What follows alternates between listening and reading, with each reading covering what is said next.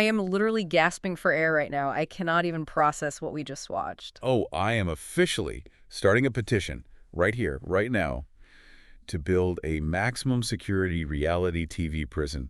And the very first inmates. Simba for absolute crimes against accountability, Sean for whatever that masking performance is, and honestly, Kavan can take the pop bunk, lock them up, and throw away the key because my blood pressure cannot take this level of masculine audacity anymore. Babes, welcome back. We love you, we see you, and babes, the weekend flew by, Monday's lurking around the corner, and honestly, we're choosing delusion over responsibility. It is the only valid choice, honestly. Welcome back, Snark Squad. You already know what time it is. It is our sacred Sunday night reset, and we are heavily armed. Tonight's emotional support beverage is a massive pitcher of frozen raspberry mojitos. Oh, they are gorgeous. Like the mint is freshly slapped, and the rum pouring incredibly heavy, which is exactly what we need to endure these tapes. Exactly. So raise your glasses, whatever you're drinking. Cheers to you, our flawless Snark Squad, for surviving another week in the trenches of adulting. And cheers to soaking up every single drop of these last few hours of the weekend. Cheers, my love. Now, before we cross the threshold into the villa and spiral completely, we have to prepare everyone for the week ahead with our messy weekday horoscopes. The stars are looking incredibly disrespectful this week. They really are. I'll kick us off with the earth signs. Taurus, Virgo, Capricorn, my grounded, stubborn beauties. This week, you are going to check your bank app and find a highly offensive, entirely unexpected charge on your credit card. And before you dispute it, just know it was you. It was the 2 a.m. Uber Eats order you forgot you placed because you fell asleep before the driver arrived. Accept your truth. Stop blaming fraud for your own midnight cravings. So brutal, but so deeply accurate. Okay, fire signs. Aries, Leo, Sagittarius, listen to the sound of my voice. Put the phone down. You need to absolutely stop texting your toxic ex. Louder for the back. I don't care if a song came on that reminded you of them. I don't care if you just want to, check in. They have not changed. Their emotional intelligence has not miraculously improved, and you are going to ruin your own Tuesday. Step away from the keypad. They won't listen, but we tried. All right, water signs. Cancer, Scorpio, Pisces, my deeply feeling babes. You are going to be scrolling your For You page on your lunch break this Wednesday, and you are going to violently sob at a TikTok. Oh, I do that every day. Right, but it won't even be a sad one. It's going to be like a golden retriever bringing a tiny kitten a toy, and it will emotionally destroy you for a solid 4 hours. Bring tissues to the office. Feel your feeling. I am already tearing up just picturing the kitten. So valid. And finally, our air signs. Gemini, Libra, Aquarius. Besties, you need to tread very lightly around the water cooler this week. Oh, they're always starting something. Literally. You are going to accidentally start a massive workplace drama simply by repeating something you thought was common knowledge. You're going to say, oh, I heard about the restructuring, and the entire break room is going to go dead silent. Keep your gorgeous lips zipped. The air signs are entirely too messy. They can't help it. But speaking of navigating social minefields, we actually left our caves this weekend and successfully socialized. We did. We went to that incredible 4th of July lake house barbecue. And honestly, I had a massive realization.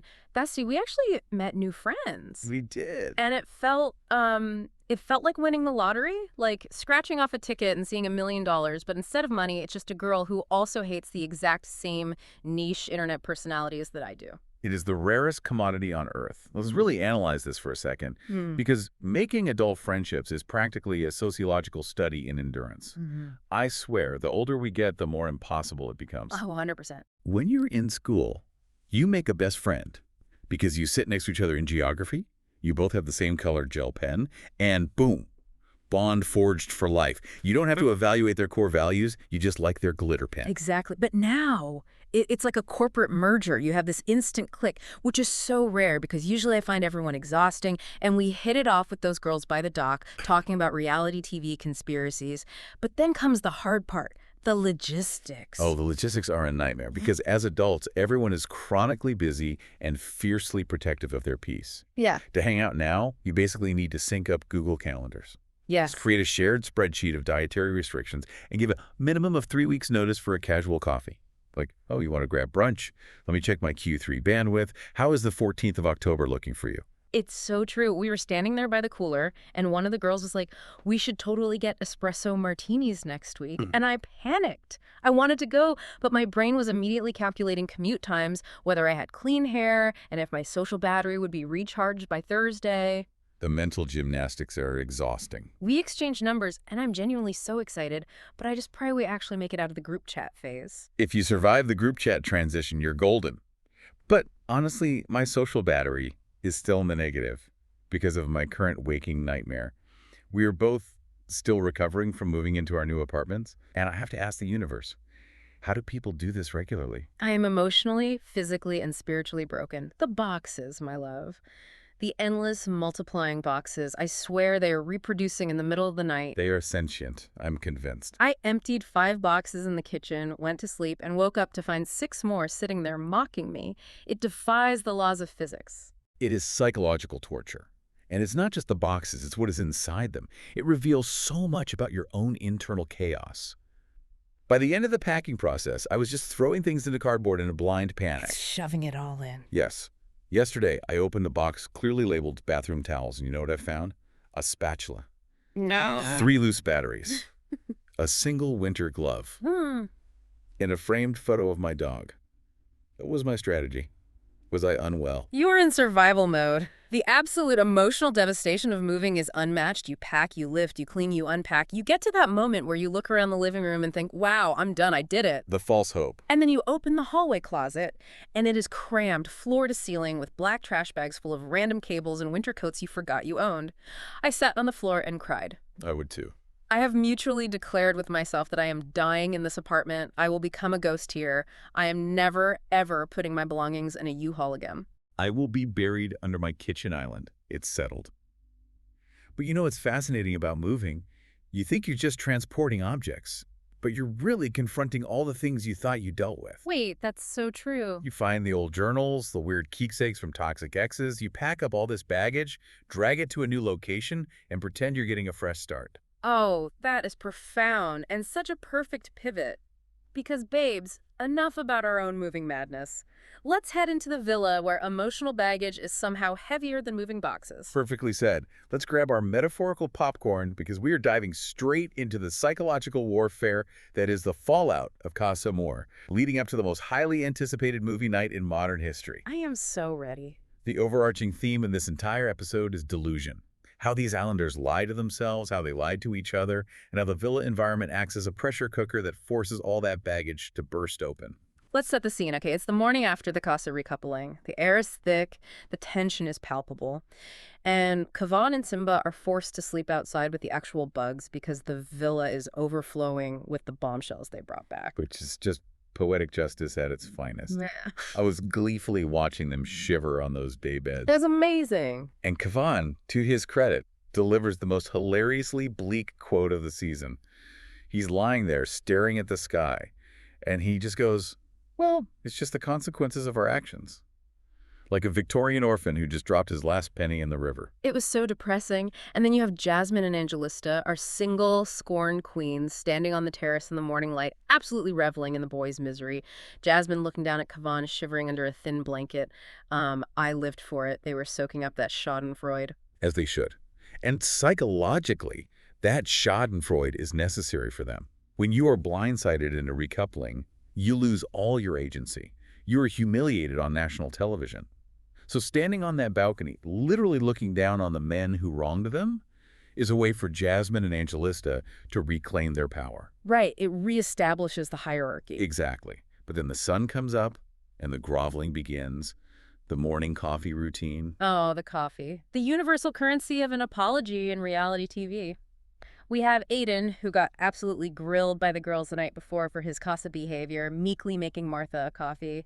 The other guys are looking at him like he's crazy, and he's just like, listen, I got roasted on a spit yesterday. I have to do this. It's entirely transactional. He thinks a caffeine hit erases a betrayal. Exactly. It's a calculated peace offering. But the real comedy and the real tension was Simba.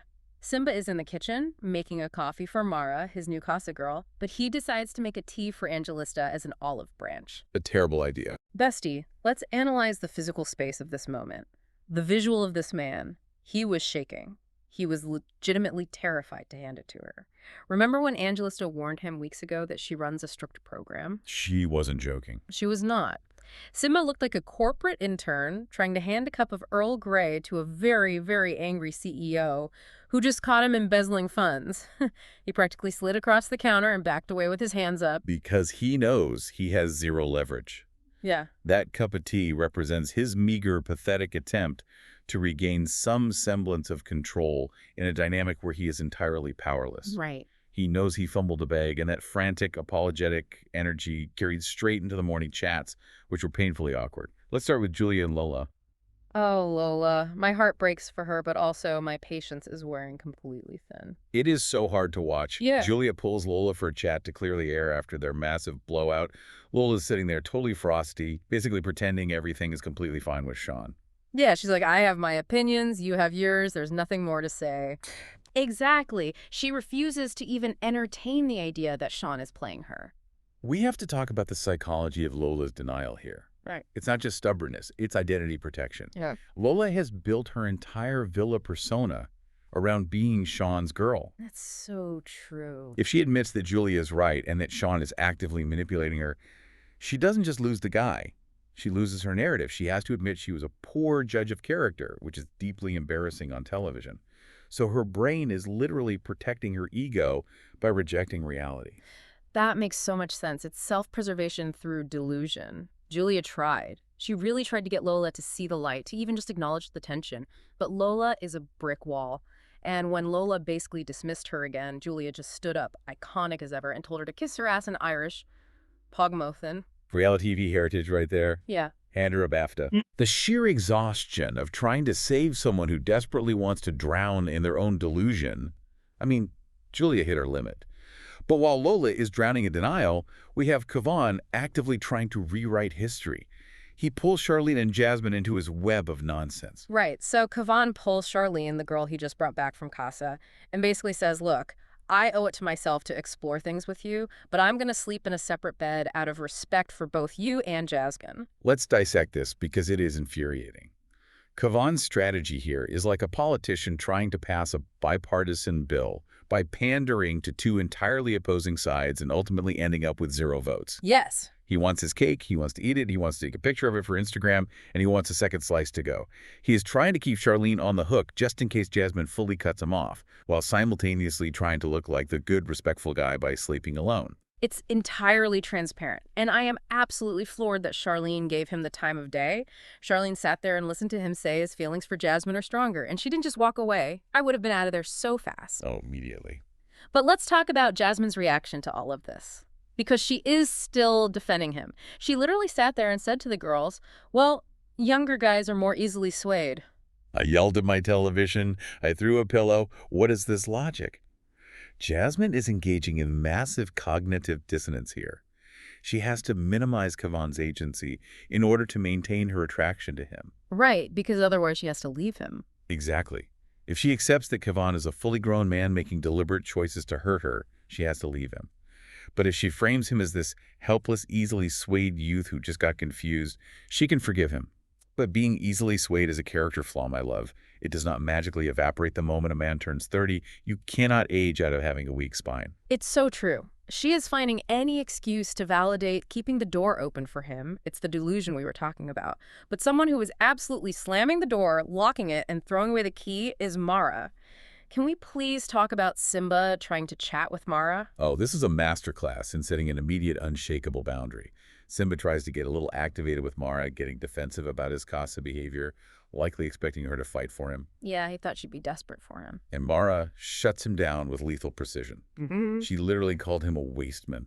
She looked him dead in the eye and said his face, his voice, and his aura irritate her. Your aura is irritating. I'm putting that on a t-shirt. I'm embroidering it on a pillow. Psychologically, Mara is refusing to play the assigned role of the desperate Casa girl. She's refusing to be his little pawn, and she is holding his feet to the fire. It was breathtaking. And right in the middle of all this bubbling tension, all these fragile egos trying to maintain their false narratives, the phone pings, the text arrives. Movie night, the ultimate destroyer of delusion. The collective gasp in that villa. Everyone is instantly sweating except for Jasmine, who in her infinite hubristic glory immediately shouts, "Show me that in 4K. Run the tapes for real." The most instantly regrettable quote in Love Island history. Be careful what you wish for, Princess Jasmine, because production absolutely ran the tapes. They did not hold back. Let's get right into movie night part 1. The girls are in their glam, the boys are looking nervous, and the screen lights up. Tape 1 drops. The title, As Good as Spit Gets, also known as The Affair. And babes, the color completely drained from Jasmine's face. Because it exposed the cracks in her pristine, loyal persona. Let's break down the footage. First, it shows the heart rate challenge, where Jasmine is actively encouraging Tommy to spit water into her mouth. Which, ew, but okay. Right, which, look, challenge behavior is a game. But then it cuts to her mutually flirting with Lorenzo before Casa, discussing the 20% versus 40% effort rule, joking about sitting on his lap and giving him a show. Okay, yes, it looked bad. It wasn't full infidelity, but it was incredibly flirtatious. But Kavan's reaction was so intense. He watched that tape and immediately felt vindicated for his entire Casa recoupling. He sat there and said, "It's all there. The affair is quite clear." And he refused to apologize for anything he did. Let's talk about why Kavan reacted that way. It's a classic deflection tactic. When someone is carrying immense guilt, like Kavan is for bringing Charlene back, they look for any minor infraction in their partner to balance the scales. He uses Jasmine's 10% infraction to completely absolve his 90% betrayal. Yep. Suddenly, in his mind, they're even. And Jasmine and Lorenzo were frantically sitting there using it was just a joke defense. Oh, I was joking about sitting on you. Please. Oh, please. But I have to defend her just a tiny bit here. I really do. A challenge where you are literally instructed by production to raise heart rates is not the same as taking a girl to a private daybed in Casa Amor, kissing her, and choosing to recouple, leaving your partner vulnerable. It's not the same weight. The stakes are entirely different. The stakes are different, but the hypocrisy is the same. And Aiden, as much as I cannot stand the man, actually hit the nail on the head. He pointed out the massive double standards of the girls, and we need to unpack the sociology of this. Okay, let's hear it. Historically on this show, there is an expectation that women must remain fiercely loyal and chaste, while boys will be boys and explore. But the girls in this villa have inverted it. They demand puritanical loyalty from their men. But if a woman explores, she excuses it as just banter. Yeah, that's true. If Kavan had been caught on tape telling a girl, "Hey, why don't you sit on my lap and give me a show," and then claimed it was just a joke, the villa would have imploded. The girls would have chased him out with pitchforks. You cannot demand absolute fidelity while you are testing the waters with the guy on the next sunbed. Okay, that is a very fair point about the double standard. It is definitely a rules for thee, but not for me situation. But Kavan isn't exactly innocent, and the producers made sure we knew exactly why he moved the way he did.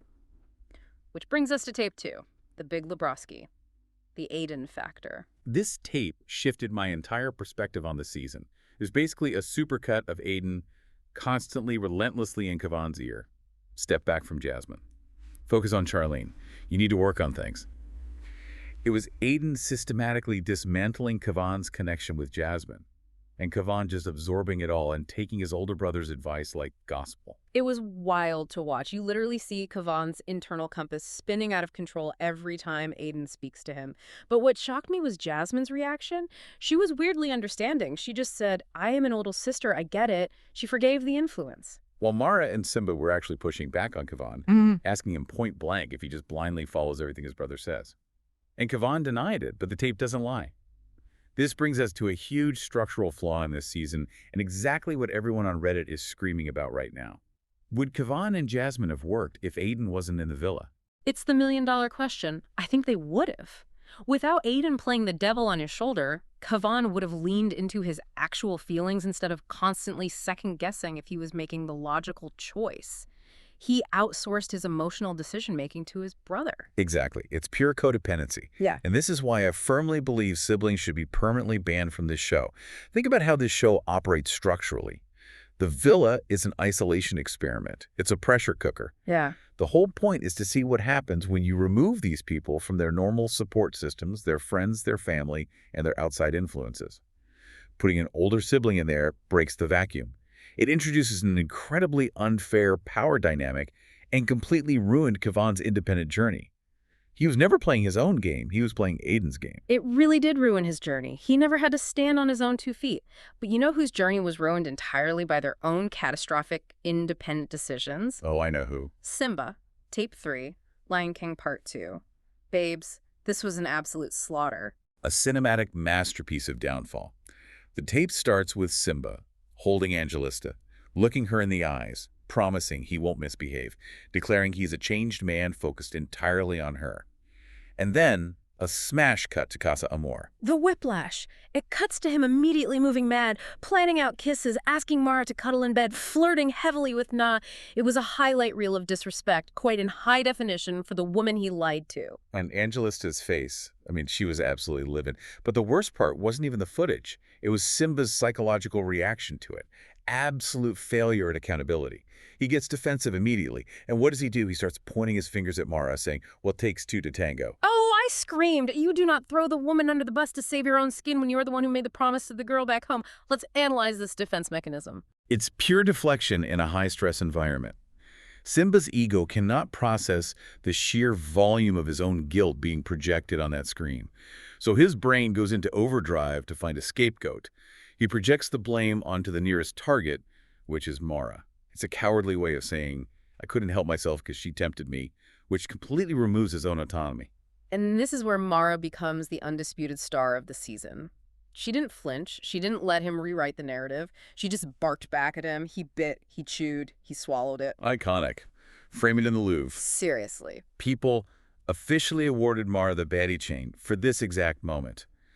She treated Simba with pure, unadulterated shame. She literally laughed in his face while he was trying to squirm out of it. And developmentally, for reality TV, this is huge. It is so incredibly refreshing to see a Casa girl refuse to turn on the OG girl. Usually in these scenarios, internalized misogyny takes over. The women get defensive, they start fighting with each other over the guy, and the guy quietly slinks away while they battle it out. Right, he just hides. But not Mara. She united with Angelista against the man who played them both.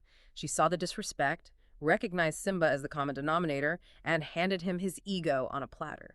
We love to see women uniting against mediocrity. It breaks the traditional reality TV script and gives me life, but sadly not all women in the villa have that kind of clarity or solidarity.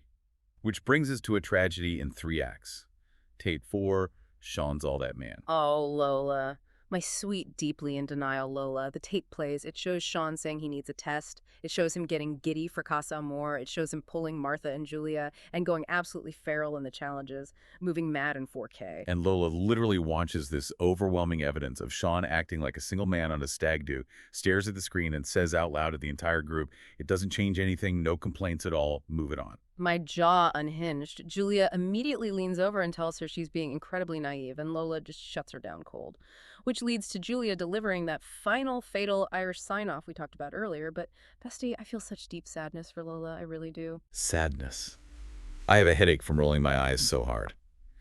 Explain to me how you have sympathy for a woman who is actively ignoring giant neon warning signs. Hear me out. We talked about her identity protection earlier, but it goes deeper into the sunk cost fallacy. She went exclusive way too early. She planted her flag, shouted it from the rooftops, and told everyone they were the strongest couple. Right.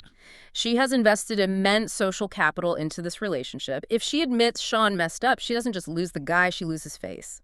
The sunk cost fallacy convinces her that because she has already invested so much, she has to stay the course. Otherwise, all that embarrassment was for nothing. Public embarrassment is worse to her than private disrespect. So she's just doubling down to protect her own pride. It's a fascinating psychological breakdown, but I still reject it completely. I have zero sympathy. She is a delusional bird. My issue with Lola isn't just that she is lying to herself, it's how she treats the other women in the process.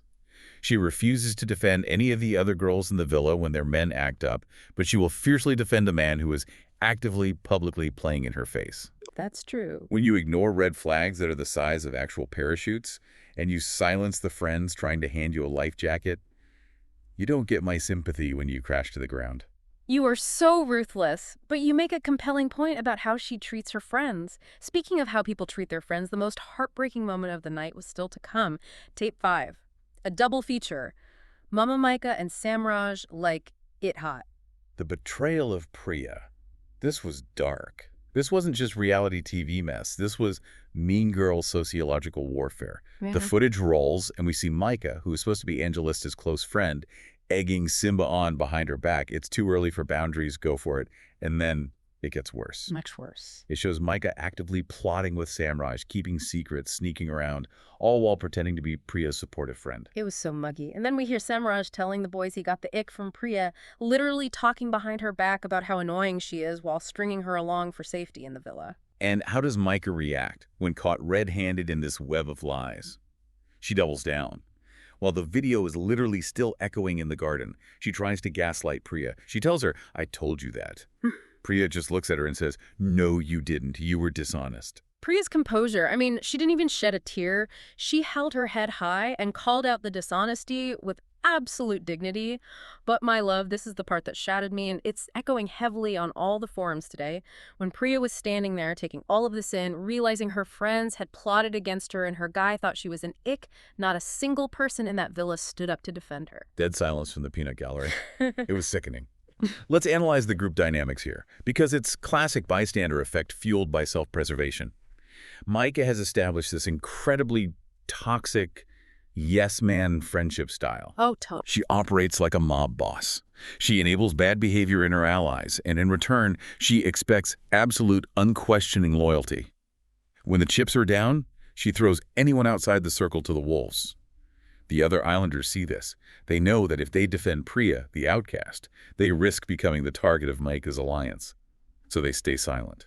And Samraj, his cruelty was just casual. He didn't even care. It is the darkest side of human nature on display. We demand justice for Priya. She has been nothing but fiercely loyal to those girls. She defends them, she speaks the truth, and they just treat her like a placeholder. It was so hard to watch. It was a brutal night. And supposedly there is a part 2 coming. But before we get to tomorrow's predictions and how this all shakes out, we need to issue some awards based on the psychology we just witnessed. It is time for segment 1, Grafter of the Weekend. Yes, a rapid-fire debate. Who put in the absolute most effort this weekend, and who dropped the ball so hard it shattered? I'll start with my pick for most effort. It has to be Julia. Julia, over Mara. Explain yourself. Listen, Mara stood her ground beautifully, but Julia put in maximum effort for a cause that didn't even benefit her. It was pure altruism. She tried with all her might to save Lola from her own delusion. She didn't have to do that. That's true. She could have just sat back. Exactly. She could have just minded her business, let Lola look foolish, and sailed through to the finale. But she genuinely tried to pull her friend out of the fog. And when she hit the brick wall of Lola's cognitive dissonance, she delivered the greatest bilingual sign-off in reality TV history. That takes emotional effort and nerve. Okay, I respect the reasoning. The Irish goodbye was spectacular and altruistic. But I am giving the drop the ball award to Simba, and frankly, I'm retiring the jersey. He dropped the ball so hard it broke through the Earth's crust and is currently melting in the planet's core. He really did fumble in spectacular fashion. He tried to use the 2 to tango deflection defense while actively being screamed at by 2 different women who were teaming up against him. Structurally, it makes no sense. He insulted the Casa girl who could have backed his story and lied to the OG girl who was already watching the 4K footage. It was so bad. It is a masterclass in how not to manage a crisis. Yeah. He had a shovel, and instead of climbing out of the hole, he just kept digging until he hit magma. Completely agree. No notes. Yeah. Okay, moving on to segment 2. Friendship or strategy? Bestie, we need to analyze which of these villa friendships are actually real, built on authentic connection, and which ones are just alliances built for survival in a televised game. I'll start with a positive. We actually agree on one genuine friendship, Ellie and Jasmine. Yes. They are the only pure thing left in that villa. They are completely unproblematic. They actually support each other emotionally, but more importantly, they hold their own partners accountable. When Tommy acts up, Ellie doesn't just nod along and blindly defend him. They are real friends because they challenge each other to be better. Exactly. Authenticity requires accountability. And I also have to highlight Priya's loyalty. It is heartbreakingly one-sided, but her friendship is genuine. She genuinely cares about Jasmine and Mica, even though they do not deserve it. But let's talk about the strategic alliances, because I'm ready to tear into the Mica and Jasmine dynamic. Oh, go off. Give it to them. Diagnose the toxicity. That is not a real friendship. That is a strategic alliance of mutually assured destruction. They are just a pair of yes men who cover for each other's toxic traits. It's an echo chamber. Yep. Jasmine never tells Mica when she's moving shady, and Mica just hypes up Jasmine's worst impulses. They refuse to hold one another accountable because if one falls, the other loses their shield. The absolute proof of this is in how easily they both threw Priya under the bus when Jordan came along. It's so true. When Jasmine was plotting on Jordan, who was actively paired with Priya, Mica just cheered her on. A real friend with a moral compass would step in and say, hey, maybe let's not manipulate our other friend's situation. Maybe let's show some empathy. But they don't have that. No, they just protect the alliance. It's very Survivor, very cutthroat. It's not about friendship. It's about numbers. It's a cartel, and I'm tired of it. Speaking of people who need a brutal reality check, let's move into segment 3, Villa Monday Motivation. We are assigning some hilariously brutal motivational quotes to help these islanders start their fresh week and maybe snap them out of their delusions. I have one prepared for Kavan. Oh, lay it on him. A true man makes his own bed instead of asking his older brother which sheets to buy. Oh my God. That is so foul, but so deeply necessary. He needs that embroidered on a pillow and placed on his separate bed. Okay, I have one for Lola. Lola, listen to me, my love. You need to hear this. Denial is a river in Egypt, babes, but you're drowning in it. Please grab a life raft. She won't. She's already submerged. Okay, my turn for Simba. Simba, buddy, write this down on a chalkboard 100 times. Silence is golden. Shutting up is an option. Take it. If only he had taken that option before the two to tango comment. And finally, I have a quote for our wronged queen, Priya. Priya, bestie, stand up. Your crown is slipping, but only because you're bending down to talk to peasants. Hey, hang it in the loo. She needs to hear that immediately. All right, we are rounding the corner into segment 4, tomorrow night predictions. Movie night part 2 is looming, and a dumping is inevitable. What is your biggest prediction? I'm letting you take the floor on this one because your theory is brewing, and I know you have been connecting dots on a whiteboard all weekend. Oh, I have a massive prediction. Yeah. I predict that Movie Night Part 2 is going to fully expose Jordan's true feelings, or lack thereof, and his gameplay. And when that footage airs, it is going to send Jasmine into an absolute tailspin. She is going to realize she threw away Kavan for a guy who was actively playing the field. That would be poetic. The humiliation will be too much for her ego to handle, and it will finally, mercifully end the Kavan and Jasmine saga for good. They will implode. From your lips to the reality TV god's ears. We desperately need that closure. As for my biggest green flag going into the new week, it's Mara. Her absolute refusal to accept disrespect and her ability to unite with Angelista instead of fighting over a mediocre man, it is the ultimate green flag. She is the blueprint for how to handle a messy boy and protect your own peace. Agreed entirely. And the biggest red flag, we are in total alignment here. Lola. It has to be Lola. Defending a man who actively disrespects you on a giant movie screen in 4K resolution while your friends are trying to save you, it is the darkest, most crimson red flag in the entire villa. It shows a terrifying lack of self-worth. It really does. Okay, but lay your chaotic theory on me because I know you have been brewing something unhinged in your notes apps. Listen to me very closely because I see the matrix. The producers are intentionally isolating Priya. Wait, what? Explain the logic. Think about the narrative structure they are building. They showed the tape that alienated her from Mica. They exposed Samraj as a fraud. They showed Jasmine and Jordan plotting against her. They have systematically stripped away every single ally Priya thought she had. Oh, wow, you're right. Why would they do that to a fan favorite? Because they are clearing the runway. They are setting the stage for a hero's journey. They are going to send in a massive, top-tier, absolute 10 out of 10 bombshell, specifically requested for Priya. Oh my God. And it is going to trigger a villa-wide reckoning. This bombshell is going to come in, ignore Jasmine, ignore Mica, and treat Priya like absolute gold. And suddenly, the power dynamic will shift. The rest of the girls are going to realize that Priya is actually the main character of this season, and they're just the supporting cast who fumbled the bag by alienating her. I have full-body chills. If the producers actually execute this, I will personally send them an edible arrangement. We deserve a Priya renaissance. We need it for our mental health. It's the only way to balance the scales of justice in that villa and reward actual loyalty. I am buzzing. I am so ready for tomorrow night. But Snark Squad, before we let you go to face this fresh week, we need to leave you with a final thought to mull over.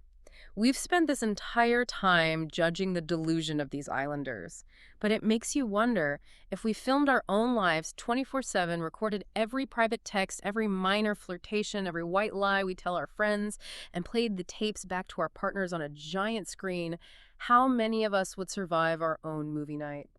Oof. Are we just projecting our own hidden hypocrisies onto these islanders?